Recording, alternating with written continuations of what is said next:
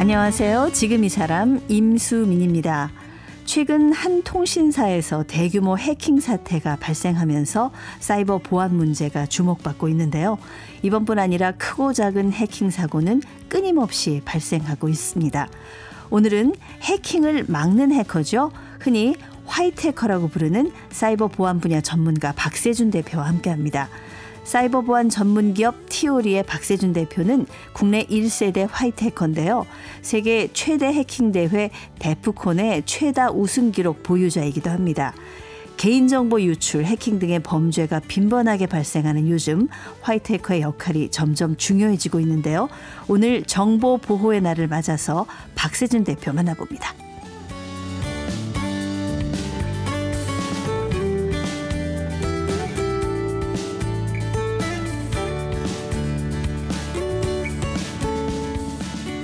박세준 대표 모셨습니다. 안녕하세요. 안녕하세요. 네, 해커를 막는 해커인 거죠. 화이트 해커. 그렇죠? 맞습니다. 예, 많은 분들이 이제 들어보셨을 거예요. 블랙 해커, 화이트 해커.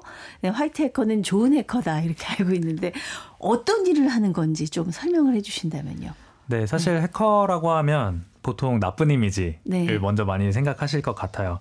하지만 이제 해킹 기술 자체는 좀 칼과 같아서 칼을 우리가 요리사가 쓰면 맛있는 음식을 하는데 도구로도 쓰이고 또 의사가 잘 쓰면 또 생명을 구하는 일로도 쓰이지만 또 범죄자들이 잘못 쓰면 사람을 해칠 수도 있고 그렇죠. 위험을 가할 수 있잖아요. 그래서 흉기가 될 수도 있는 그런 기술을 이제 다루는 게 이제 해킹 그리고 해커라고 하는데 화이트 해커는 이 중에서도 이런 해킹 기술을 선하게 그리고 선한 목적으로 세상에 이익이 되는 방향으로 이제 사용하는 사람들이라고 봐주시면 될 것 같아요. 그래서 뭐 기업이나 또 기관, 정부 이런 보안 취약점들을 미리 저희가 찾아내서 공격자들이 그거를 악용해서 피해를 입히기 전에 막는 역할을 하는 사람들이라고 봐주시면 될 것 같습니다. 네, 흔히 이제 우리가 사이버 보안이라고 하죠. 예, 그걸 하시는 분인데 어떻게 보면은 그 사이버 그 보안관이다, 경찰관이다 이런 표현하시는 분들도 있더라고요. 이 범위가 어디서부터 어디까지인가요? 사실 사이버 보안의 범위는 정말 날이 갈수록 넓어지고 있고 다양해지고 있는데요. 사실 요즘은 어떻게 보면 우리 생활 모든 것이 인터넷에 연결되고 또 전개화되고 있기 때문에 연결되고 있고 하기 때문에 뭐 스마트폰이나 노트북, 컴퓨터 그리고 뭐 자동차나 냉장고 같은 전자기기들 그리고 뭐 TV 이런 모든 것들이 사이버 보안의 대상이라고 생각하셔도 과언이 아닙니다. 그래서 이제 개개인들의 개인정보 보호부터 또 국가 기반 시설의 그런 국가 안보적인 부분까지 이런 디지털로 연결된 모든 분야가 다 저희의 이제 사이버 보안 분야다라고 봐주시면 될 것 같습니다. 네, 이제 박세준 대표님은 아예 그 화이트 해커 회사를 차리신 거잖아요. 네, 맞습니다. 사이버 보안 업체를 지금 대표로 계시는데 어떤 분들이 고객사인가요? 네, 저희는 사실 이제 화이트 해커들이 모여가지고 만든 회사인데 사이버 보안도 아까 말씀드렸듯이 되게 범위도 넓지만 종류도 좀 다양합니다. 그래서 저희는 이제 오펜시브 사이버 보안이라 해서 공격자 관점에서의 사이버 보안을 하는 회사예요. 그래서 공격자들이 어떻게 생각할까, 어떻게 공격할까를 미리 연구하고 실제로 그거를 모의로 해보는 거죠. 그래서 해킹을 합니다. 실제로 저희는. 실제로 들어가 보는 게 침투를 하는 거죠. 모의 침투 훈련을 하는 거예요. 맞습니다. 정확하게 말씀해주신 대로 저희가 기업과의 상호 이제 협의 아래 실제로 해킹을 해보고 이런 부분들이 이렇게 공격되면 이런 파급력을 일으킬 수 있습니다 해서 취약점들을 찾아내고 그리고 그런 것도 어떻게 조치할지 알려드리고 조치가 잘 됐는지 이행 점검을 하는 이런 일련의 과정들을 좀 같이 하고 있다 보니까요. 사실 요즘은 사건 사고들이 되게 많잖아요. 특히 침해 사고들이. 그래서 이제 거의 모든 기업들이 좀 필요로 하고 계시는 부분이고 또 불안해하시는 부분이에요. 그래서 저희 같은 경우에는 기존에 이제 뭐 구글이나 마이크로소프트, 메타 같은 이제 글로벌 기업들하고도 같이 일을 했었고 또 국내에서는 뭐 네이버, 삼성전자, LG전자 같은 대기업들 그리고 뭐 국방부나 또 정보기관들하고도 같이 일을 하고 있습니다. 네, 그렇네요. 이게 공격이 들어온 다음에 막으면 피해가 너무 크니까 공격이 들어오기 전에 어떻게 공격할지를 미리 다 가상을 해서 그걸 막는 일을 하신다는 맞습니다. 얘기네요. 근데 사실 저는 좀 걱정이 되는 게 사실 뭐 화이트 해커, 블랙 해커 해도 기술은 똑같은 거 아니에요? 화이트 해커가 블랙 해커가 될 수도 있잖아요. 맞습니다. 사실 기술은 아까 예시로 들었듯이 칼과 같아서 어떻게 그 도구를 활용하냐, 지식을 활용하냐에 따라서 화이트 해커도 될 수 있고 또 블랙 해커가 될 수도 있습니다. 네. 그래서 그런 윤리성 그리고 도덕성이 그 판가름을 짓게 되는데요. 그래서 저희가 사실 해커들 그리고 이런 기술력을 가진 친구들을 양지로 계속 끌어내고 또 계속해서 무대를 만들어주는 게 중요한 이유이기도 합니다. 네. 실제로 화이트 해커들한테 저쪽 그 검은 쪽에서 아주 큰 돈을 제시하면서 유혹 같은 거 이런 것도 뭐 영화를 너무 많이 봐서 그런가 있을 수 있겠다 싶거든요. 실제로 존재하고요. 영화처럼 되게 막 멋있거나 위험한 그런 환경보다는 실제로 그런 유혹들이 있습니다. 근본적인 유혹부터 시작해서 네. 결국에는 똑같은 기술을 가지고 우리를 도와주면 그리고 또 이제 범죄에 활용되면 그런 큰 이익들 어떻게 보면 네. 불법 이익들이죠. 불법 이익들을 얻을 수 있는 게 있는 기회가 있는데 그런 거에 또 동참하겠냐 이런 식으로 실제로 뭐 연락이 오기도 하고요. 네. 와, 그렇습니다. 저는 이제 화이트 해커를 처음 봬요. 이렇게 이런 직업을 가지신 분을 궁금한 게 많은데 얼마 전에 나라가 진짜 뒤집혔잖아요. 그 통신사 해킹 사고 엄청난 규모였는데. 맞습니다. 이런 거는 누가 했는지 잡을 수 있나요? 사실 이제 사고 조사가 지금 현재 진행 중이어서 네. 저희가 좀 그 결과를 기다려봐야 되겠습니다만은 전 사고가 일어나게 되면 실제로 그 배우가 누구였는지 그리고 왜 이런 일을 했는지 그리고 네. 그걸로 인해서 우리가 입은 피해는 무엇인지 이런 것들 좀 면밀하게 조사를 하는데요. 이게 꼭 기술 영역뿐만이 아니라 또 정치 외교적으로도 연결되어 있는 부분들이 많습니다. 이제 돈을 노리고 하는 공격들, 랜섬웨어라든지 이런 곳들도 있고 아니면 국가가 사실 주도해서 하는 공격들도 있거든요. 이제 네. 저희가 흔히 사이버 전쟁이라고 하는 뭐 이번에 우크라이나 전쟁에서도 그렇고 이스라엘 전쟁에서도 그렇고 여러 가지 이제 사례에서 볼 수 있었듯이 그런 국가가 또 주도해서 하는 공격도 있기 때문에 어떤 곳에서 또는 어떤 조직이 했다라고 예단하기는 사실 되게 어렵기는 합니다. 네. 그러니까 아직 저희가 못 잡은 거죠. 네, 아직은 네. 네, 배후를 특정하지 못한 것으로 알고 있습니다. 이 해커들 특히 이제 범죄 조직에 이용이 되는 블랙 해커들 수익이 높은가요? 사실 범죄 조직들도 어떻게 보면 회사들과 비슷해서 수익을 잘 내는 조직이 있고 또 수익을 잘 못 내는 조직들이 있습니다. 그리고 실제로 저희가 연구 결과들을 보면 범죄 조직 안에서도 되게 진짜 회사처럼 운영이 뭐 인사팀도 있고 네, 그래서 뭐 네. 보너스나 휴가도 주거든요. 잘했을 때 그거에 대한 상여금도 나가고 이런 형태로 운영을 하다 보니까 잘하는 또 실력 있는 블랙 해커들은 그런 보상이 꽤 높은 편으로도 알고 있습니다. 네, 그건 말이 좋아서 블랙 해커지 범죄자잖아요. 그렇죠. 그렇죠. 예. 사실 이게 해킹이 남의 일이 아닌 것들이 이제 이렇게 한 번씩 큰 사고들이 일어나면 우리의 개인 정보가 어딘가로 이제 유출이 되고 근데 이제 요즘은 다 이게 연결이 돼 있단 말이에요. 금융이라든가 이런 거. 내 통장, 맞습니다. 내 증권사 이거 개인 정보, 그렇죠. 네.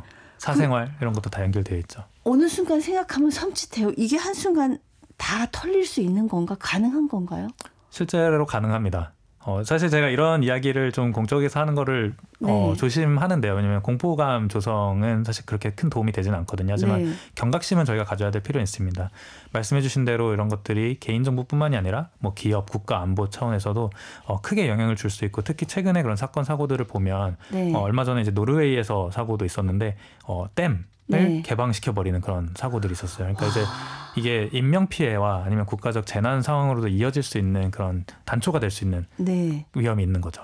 그럼 어떻게 대비를 하세요? 개인적으로 대표님은? 개인적으로 저도 사실 이제 뭐 타겟팅이 실제로 되기도 하고 공격을 네. 항상 받고 있기 때문에 열심히는 하고 있는데요.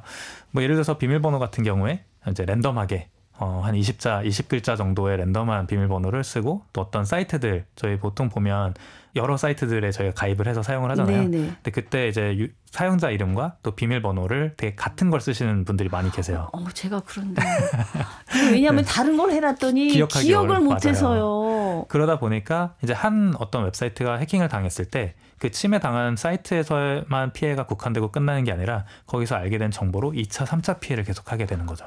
그럼 어떻게 해야 되나요? 지금 당장 바꿔야 되나요? 비밀번호는 랜덤하게 특수문자나 뭐 숫자 그리고 이제 영문, 소문자, 대문자를 적절히 섞어 쓰시는 게 좋은데 말씀하신 대로 기억하기 되게 어렵잖아요. 네. 그래서 이제 패스워드 매니저라고 하는 도구들이 있어요. 네. 그래서 이런 걸로 이제 관리를 하시게 되면 조금 더 안전하게 사용하실 수 있고 또 이제 사이트마다 그 다중인증이라고 하는 것이 있어요. 뭐 네. 2FA 또는 MFA라고 하는 기능들이 있는데 그걸 활용하시면 이제 뭐 OTP 저희 익숙하시잖아요. 네. 그래서 이제 핸드폰으로도 인증을 한 번 더 해야 이제 로그인을 할 수 있어서 네. 뭐 사용자 이름과 비밀번호가 해킹을 당했다고 하더라도 이제 접속이 어려운 그런 네. 형태로 좀 보완을 하고 있습니다. 굉장히 귀찮다, 성가시다 생각했는데 그거 꼭 해야 되는 거네요. 예. 이게 아까 뭐 노르웨이 댐 얘기도 하셨습니다마는 이게 금융기관으로 침입을 하면 우리 자산이 위협을 당하는 거지만은 이게 국가적인 위기를 맞을 수도 있는 거죠. 맞습니다. 어떤 위협이 있을 수 있을까요? 저희가 이제 아까 영화 얘기해 주셨는데 네. 영화에서 요즘 그런 사이버 공격을 테마로 한 영화들이 좀 많이 나오는 것 같아요. 그래서 뭐 보면 전력망 갑자기 도시의 전원이 다 꺼진다든지 네. 아니면 수도가 끊긴다든지 교통 시스템이 마비가 된다든지 이런 국가 기관망 또는 기반 시설이라고 하는 것들이 해킹당할 수 있고 그랬을 때는 그냥 단순히 어떤 몇 명의 피해로 끝나는 게 아니라 국가 또는 일반 시민들의 그런 안전과 또 전반적인 대혼란이 올 수 있을 것 같습니다. 네, 네. 그래서 우리나라도 사실 이런 문제의 심각성을 이제 인식을 하고 화이트 해커를 10만 명을 양성하겠다 이런 계획을 세웠다고 하는데 지금은 어느 정도 될까요? 정확한 숫자가? 통계는 저도 잘 모르겠습니다만 네. 예전보다 많아지고 있고 또 그리고 사실 다른 나라들에 비해서 한국에서 이제 교육 체계 그리고 이제 지원 교육 이런 것들이 훨씬 더 체계적으로 많이 되고 있는 건 사실입니다. 네, 그러다 네. 보니까 많이 늘어나고 있는데요. 사실 세상이 원하는 그리고 저희 나라가 필요한 수만큼은 아직 도달하지 못한 것 같습니다. 항상 부족하거든요. 부족하군요. 네. 요즘 말하는 뭐 사이버 보안학과 이런 데들이 다 이제 양성하는 그런 학과인 거죠. 뭐 컴퓨터 학과 출신들도 많으신 것 같고. 맞습니다. 그래서 네. 컴퓨터 과학 또는 컴퓨터 엔지니어링 이런 출신들도 많지만 요즘에는 이제 사이버 보안을 좀 전문으로 한 그런 학과들도 많이 네. 생겨났고 좀 전문 과정들이 만들어지고 있는 것 같습니다. 근데 영화에서 보면은 거의 막 해커들도 그렇고 해킹을 막는 사람들도 그렇고 뭐 팍팍팍 뭐 무슨 식을 풀어내고 이런 거 보면은 와, 저 천재 아니면 못할 것 같아 이런 생각이 들어서 어떤 자질이 있는 분들이 이거 할 수 있는 건지요. 네, 사실 뭐 꼭 천재여야만 하는 영역은 아닌데요. 그리고 이제 영화에서처럼 이렇게 빠르게 막 모든 것들을 하는 것보다는 정확하고 또 정교하게 하는 게 되게 중요한 영역이기도 합니다. 네, 네. 그러다 보니까 사이버 보안은 제가 보통 응용 학문이라고 이야기를 하는데 컴퓨터 과학이라고 하는 또는 컴퓨터 기술의 그런 펀더멘탈, 기본기를 잘 하면 그 위에 쌓아 올리는 학문입니다. 즉 무슨 말이냐면 저희는 이제 보안 전문가로서 기존에 설계되거나 만들어진 시스템들을 잘 분석하고 이해하고 거기서 잘못된 부분들을 찾아야 되잖아요. 네. 그럼 그걸 설계하고 만드는 사람들보다 그 시스템을 더 잘 이해해야 돼요. 그러다 보니까 배울 것도 많고 네. 더 잘해야 되고 이러다 보니까 좀 진입장벽이 높기는 합니다. 네. 그래서 좀 쉽게 좌절하지 않는 끈기 그리고 호기심 왜 이게 이렇게 되는데 그냥 그렇게 되는 것보다 하고 넘어가는 게 아니라 왜 이렇게 되지 궁금한 사람들 네. 좀 어떻게 보면 피곤한 사람들인데 그런 사람들이 조금 더 적성에 잘 맞는 것 같습니다. 네. 지금 사실 대표님도 굉장히 젊으신 분인데 이걸 하는 분들이 굉장히 연령대가 좀 낮지요? 맞습니다. 네. 사실 저희 회사 내에도 뭐 10대 분들도 계시고요. 고등학교를 졸업하시자마자 저희 회사에 오시는 분들도 있고. 그러니까 학력 같은 거는 안 중요한 거예요. 저희는 사실 학력보다는 실력입니다. 네, 네. 네. 그래서 이제 그렇게 하신 분들도 계시고 뭐 20대 초반이 제일 많으시고요. 어느 정도 경력이 쌓였다 그러면 20대 중반, 30대 초반입니다. 네. 사실 우리 박세준 대표님은 이 사이버 보안 업체 스타트업을 이제 성공시키셔서 지금 미국과 한국에 회사를 갖고 계신 또 대표기도 하신데 어쩌다 이렇게 화이트 해커가 되셨는지요? 사실 처음에는 제가 게임을 되게 좋아했었고 지금도 좋아하는데 네네. 잘하고 싶었어요. 근데 생각보다 제 피지컬이 좋지 않더라고요. 그래서 중학교 때까지는 이제 한국에서 있었고 고등학교를 미국에서 다녔는데 네. 이제 부모님 눈치를 보다 게임을 많이 못하다가 고등학교 때는 좀 게임을 많이 할 수 있는 이제 미국으로 갔었습니다. 근데 이제 이때 게임이 생각보다 제가 의도한 대로 잘 안 되는데 이거를 컴퓨터가 하게 하면 더 잘할 수 있지 않을까 이런 생각이 들었어요. 나 대신 컴퓨터한테 그렇죠. 게임을 하게 시켜서 그 레벨을 올리려고 그러는 거죠? 맞습니다. 그거? 예. 그래서 제가 혼자 했을 때는 어려운 것들을 컴퓨터가 하면 훨씬 더 정교하고 잘할 수 있으니 그런 걸 해보면 어떨까라는 좀 시작을 했었고 거기서 이제 게임을 조작하는 방법들 아니면 레벨을 강제로 올리는 방법들 이런 부분들에 대해서 좀 연구를 하기 하면서 좀 여기 입문을 하게 됐습니다. 와, 이건 혼자 공부해야 되는 거잖아요. 그렇죠. 그때는 더더욱 뭔가 자료가 없었어가지고 예. 혼자 좀 많이 공부를 했었습니다. 뭐 심지어는 학교에 해킹 동아리를 만드셨다고 하던데요. 맞습니다. 예. 제가 대학교에 갔을 때 네. 이제 이런 컴퓨터의 구조와 이해와 이렇게 원래는 되면 안 되는 것들을 하게 만드는 이런 연구들을 좋아하는 친구들하고 같이 뜻을 맞춰서 만든 동아리가 있는데요. 네. 그 동아리로 이제 해킹하는 대회가 있어요. 서로 네. 해킹하고 방어하는 그런 대회가 있는데 그 대회들에서 이제 좋은 성적들을 또 같이 내기도 했습니다. 그 동아리를 처음에 설립을 했는데 지금도 혹시 유지가 되고 있대요? 네, 지금도 유지가 되고 있고 10몇 년 예. 넘게 지금 유지가 되고 있습니다. 와. 그래서 이제 더 후배들이 지금 네. 계속해서 운영을 하고 있고 여전히 저도 같이 그들과 함께 매년 주요한 대회들은 같이 나가고 있습니다. 창립 멤버로서 굉장히 뿌듯하시겠네요. 맞습니다. 거기서 아마 화이트 해커들이 많이 양성이 될 것 같은데 이렇게 키운 실력으로 사실 저는 잘 모릅니다만 이 데프콘 국제 해킹 대회가 해커들의 올림픽이라고 하더라고요. 맞습니다. 여기서 지금 우승을 몇 번 하셨어요? 저희가 지난 13년 정도 동안 8번 우승을 했고 5번 준우승 했습니다. 그러니까는 한 번도 빠짐없이 우승 아니면 준우승. 맞습니다. 이야, 이런 대회에 나가면 어떻게 과제를 주고 이렇게 경쟁을 펼치는 건가요? 여기에 나오는 팀들이 뭐 네. 때에 따라 다르지만 10개에서 15개 팀들이 이제 같이 경쟁을 합니다. 근데 네. 이 과정에서 뭐 세계에서 제일 잘하는 또 팀들이 나오게 되는데 각자가 같은 환경이 주어집니다. 예. 그래서 환경이 주어졌을 때 취약점을 찾아내고 그걸로 상대방을 공격해서 숨겨져 있는 파일을 빼오고 또 마찬가지로 저희 시스템은 잘 방어를 해서 상대방이 공격하지 못하도록 이런 식으로 공방전을 합니다. 네.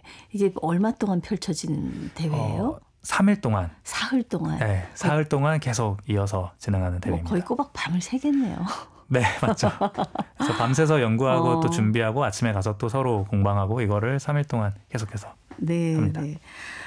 사실 박세준 대표는 뭐 여기도 K자를 붙여도 될 것 같습니다. K 해커의 대표 주자가 아닌가 싶습니다.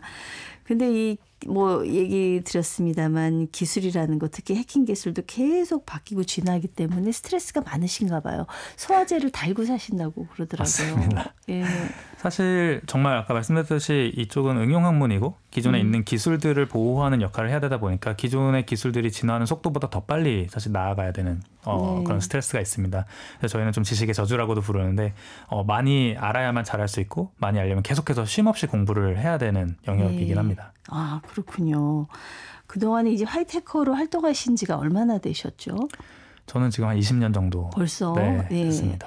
벌써 20년 되셨는데 제일 힘든 거, 제일 어려웠던 건 어떤 게 있습니까? 제일 어려웠던 거는 사실 여기서 공개적으로 이야기하기는 좀 어려운데 엄청나게 어려운 시스템이 있었어요. 근데 네. 그 시스템을 보안도 되게 잘 되어 있었고 그걸 이제 뚫고 들어가서 이게 취약하다는 걸 증명을 했었어야 됐는데 그때는 사실 알려져 있지 않은 그런 시스템이었기 때문에 정말 CPU의 그런 회로부터 공부를 했었어야 되는 영역이었거든요. 그래서 네. 정말 하드웨어부터 소프트웨어 이런 모든 레이어들을 다 이해해야만 뚫을 수 있었던 그런 시스템인데 그거를 거의 한 3개월에 걸쳐서 작업을 했고 궁극적으로는 성공을 했기 때문에 그런 게 가장 어려웠으면서도 재밌었던 것 같습니다. 사실 오늘 여기서 속 시원히 말씀 못 하시는 게 굉장히 기밀 사항 같은 것들이 맞습니다. 좀 많이 있는 것 같습니다. 네, 맞습니다. 그렇죠? 네. 기업으로도 그렇고 국가로도 그렇고 말이죠. 이게 우리 화이트 해커들끼리는 스트레스를 뭐하고 또 게임하시면서 푸시는 거 아니에요? 다 컴퓨터 좋아하니까. 네, 컴퓨터 좋아해서 게임도 많이 하고요, 같이. 네. 그리고 또 저희는 이게 가끔 물어보시면 취미가 뭐예요? 아니면 쉬실 때 뭐예요? 할 때 저희는 또 컴퓨터거든요. 그럼 일도 컴퓨터고 취미도 컴퓨터면 취미가 없는 거 아니에요? 하시는데 저희가 엄연히 하는 것들이 조금 다릅니다. 그래서 사이드 프로젝트라 그래서 저희가 평소에 만들고 싶었던 것들이나 좀 분석해보고 싶었던 것들, 일로서가 아닌 또 다른 연구들을 하게 되면서 저희 역량도 늘리고 또 재미도 취하는 그런 것들을 하고 있습니다. 예. 사실 요새 이제 인공지능이 어딜 가나 다 화두란 말이에요. 아마 해킹 기술에도 인공지능이 이제 활용이 되고 있을 것 같아요, 벌써. 네, 정말 많이 이미 활용이 되고 있고요. 그러면 이게 지금 화이트 해커들도 인공지능 기술을 활용하고 블랙 해커들도 인공지능 기술을 활용하고 그런 상황인 거죠. 실제로 그렇게 이루어지고 있습니다. 뭐 더 정교한 피싱 이메일부터 시작해서 실제 취약점을 찾는 그 과정까지 자동화가 되는 AI를 활용하는 것들이 이루어지고 있고요. 말씀하신 대로 블랙 해커들도 화이트 해커들도 그 기술을 계속해서 더 정교화하려고 노력하고 있습니다. 네. 그러면 뭐 같은 인공지능이면 이게 누가 승자가 되는 거예요? 인공지능을 더 잘 이해하고 잘 활용하는 쪽이 승자가 되겠죠. 네. 그래서 저희 회사에서도 그런 것들을 이제 계속해서 연구하고 있고 자동으로 해킹을 하는 그리고 그것들이 선제적으로 저희가 활용할 수 있도록 연구하고 있습니다. 사실 이제 모든 분야가 다 해킹하고 이제 관련이 되는 그런 사회에 살고 있기 때문에 아까 화이트 해커들을 많이 양성을 해야 된다. 지금 많이 부족하다 이런 말씀하셨는데 네. 화이트 해커에 필요한 자질이라면 어떤 게 있을까요? 호기심, 끈기 그리고 도덕성이라고 정리할 수 있을 것 같습니다. 네, 제일 중요한 건 윤리, 도덕성입니다. 사실 실력이 네. 아무리 좋아도 네. 윤리성이 흔들리면 아까 말씀하신 대로 화이트 해커가 블랙 해커가 되는 건 한순간이기 때문에 그 윤리성은 타협할 수 없는 가치 중 하나입니다. 네, 우리 대표님은 어떻게 직원들의 복지나 이런 건 어떻게 신경 쓰고 계세요? 최대한 이제 그들이 잘하는 만큼 정당한 보상을 하려고 대우를 하려고 노력을 하고 있고요. 네. 그리고 이제 저희가 사람을 모셔올 때 같은 팀으로서 모실 때 가장 중요하게 보는 것 중에 하나가 말씀하신 대로 그런 질문 많이 받거든요. 이런 거 유혹 안 돼요? 저런 거 유혹 안 돼요? 하는데 저희가 실제로 보면 정말 마음만 먹으면 몇백억, 몇천억 정도를 사실 땡길 수 있는 소위 그런 것들이 가능한 점이 많아요. 사실 그렇겠네요. 한두 번도 아니고. 어떻게 금융기관에 뭐 막 해킹해서 맞습니다. 들어가 보기도 하고 그러는데 뭐 한 100억 땡겨오는 건 일도 아니겠는데요. 맞습니다. 근데 이제 그런 것들이 왜 유혹인지 자체를 질문하는 사람들이 있거든요. 그냥 그거는 가능한 거는 알고 기술적으로 가능한 걸 증명했으면 거기서 됐지. 내가 그걸 왜 해야 되는지, 그게 왜 나한테 이득이 되는지, 그건 누군가한테 피해가 아닌가? 이런 게 되게 당연한 친구들이 있거든요. 그런 분들을 사실 모시는 게 저희의 사실 제일 중요한 평가 기준 중 하나입니다. 그렇습니다. 회사 이제 세운 지가 창립하신 지가 얼마나 되셨어요? 제가 2016년에 창립을 네. 해서 9년 됐습니다. 이제 스타트업으로 출발을 하셨는데 이제 규모가 많이 성장을 했습니다. 네. 이제 어떻습니까? 화이트 해커 업체, 사이버 보안 업체로는 규모가 어느 정도 되는 거예요? 저희가 지금 미국과 한국에 둘 다 있는데 합쳐서 한 100명 정도 규모로 운영을 하고 있고요. 네. 그중에서 해커들은 한 50명 정도, 그래서 한 절반 정도가 해커들. 그다음에 네. 나머지는 또 저희가 서비스 만들고 있는 것도 개발자도 있고 디자이너분들도 계시고 또 인사팀, 뭐 마케팅팀 여러 조직들이 함께 같이 하고 있습니다. 네, 화이트 해커로서도 일을 하시지만 사실 이제 기업을 경영하는 입장에서 또 다른 어려움들이 있을 것 같은데 비교해 본다면 어떠신지요? 사실 해커일 때 그리고 그냥 해킹만 집중하고 기술에만 집중할 때가 훨씬 더 재밌고 쉬웠던 것 같아요. 저는 개인적으로 원래 그 기술자 출신이다 보니까 경영은 정말 어려운 영역인 것 같고 또 사람이 많아지면서 이 많은 사람들을 하나의 목적을 달성하기 위해서 우리 목표를 가지고 같이 맞춰간다는 게 쉽지는 않은 것 같습니다. 해킹보다 더 어려운 것 같습니다. 그래서 열심히 사람의 마음을 해킹하려고 노력하고 있습니다. 네.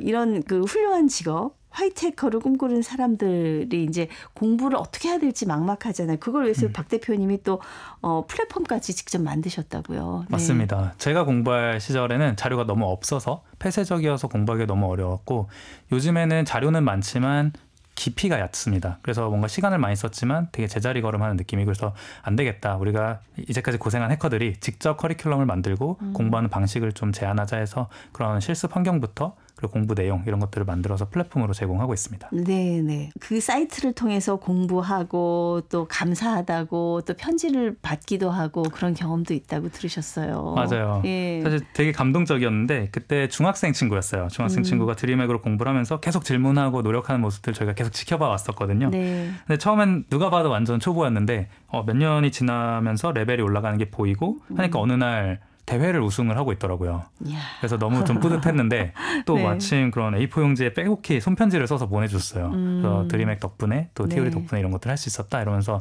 의견을 주셔서 너무 감사하고 또 뿌듯하고 계속 해야 되는 것 같다라고 좀 느꼈습니다. 네.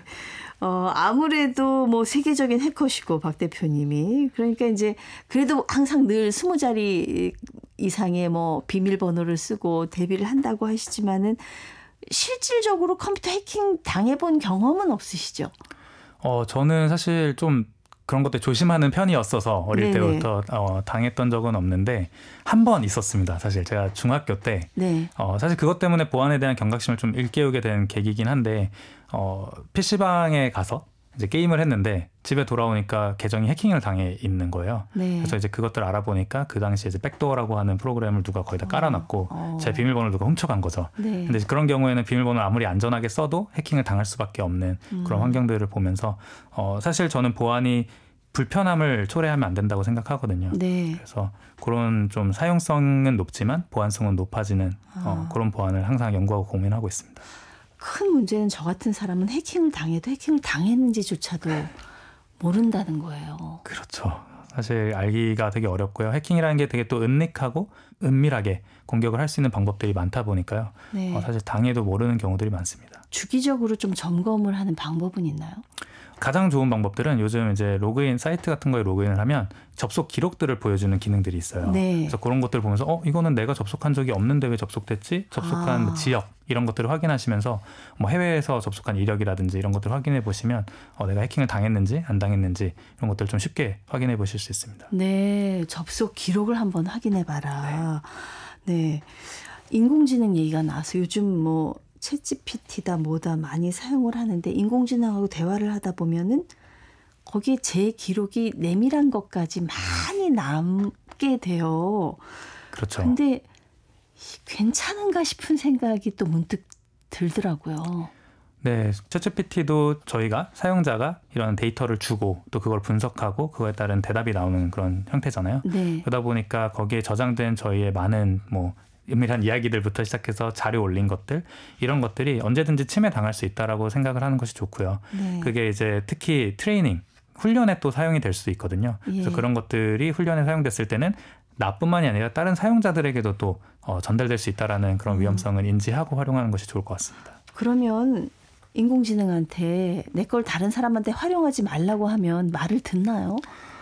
이제 그 AI에게 그런 이야기를 하면 AI 이제 만드는 회사들에서 그런 것들을 훈련에 사용하지 않도록 이제 동의를 하지 않는 방법들은 있어요. 네. 하지만 이런 경우에도 저희가 자료 자체는 그쪽 서버에 올라가 있기 때문에 서버가 침해당하면 유출은 될 수 있겠죠. 그래서 AI가 직접적으로 전달은 하지 않지만 네. 공격자가 빼어나갈 수 있는 그런 가능성은 존재하고 있습니다. 네, 네. 정말 해킹이 얼마나 무서운 건지 오늘 많이 깨닫게 됩니다. 오늘 사실 정보 보호의 날이에요. 그래서 사실 우리 박 대표님을 모신 것도 있는데요. 이제 앞으로 그 사이버망을 안전하게 지켜주는 길을 닦아줘야 되는 그런 막대한 책임을 갖고 계십니다. 우리 박세준 대표님. 앞으로의 목표는 어떤 게 있으세요? 저희는 어쨌든 한국 그리고 글로벌 이 전체적인 세계가 사이버 보안이 훨씬 더 안전해져서 일반 사람들은 보안에 대해서 크게 걱정하지 않아도 네. 우려하지 않아도 안전한 그런 세상을 만들고 싶어요. 그런 디지털 세상을 만들고 싶고요. 그래서 결국에는 그걸 이루기 위해서 기술도 훨씬 더 저희가 고도화해야 되는 것들도 있고 또 더 많은 화이트 해커들을 양성을 하고 우리 기술로서 또 세계 시장에서 인정받는 것들을 목표로 하고 있습니다. 네, 네. 오늘 말씀 감사합니다. 네, 감사합니다. 국내 화이트 해커 1세대로 우리 K 해커의 위상을 세계 무대에 알리고 있는 사이버 보안 전문가 티오리의 박세준 대표와 함께했습니다.